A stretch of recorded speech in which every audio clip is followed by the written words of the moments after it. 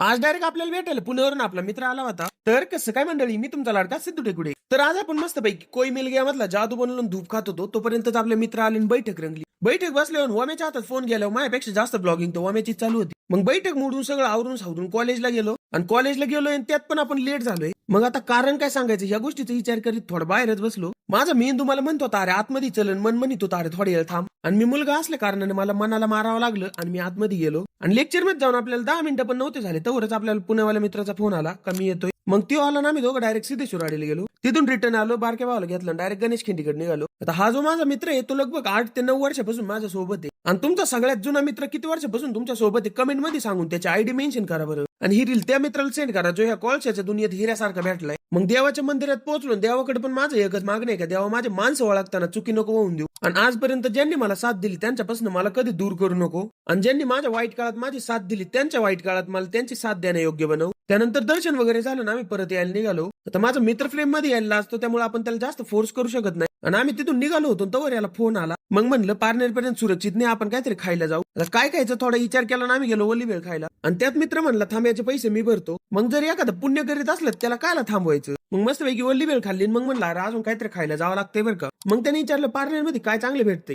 मग म्हणलं तुला अजून काय खायचंय मला सांग एकदा. मग त्याला घेऊन गेलो मी डोसा खायला. आता आम्ही जोपर्यंत डोसा खातो तोपर्यंत तुम्ही व्हिडिओला लाईक करून पेजला फॉलो करून टाका. परत भेटून नवीन ब्लॉग सोबत.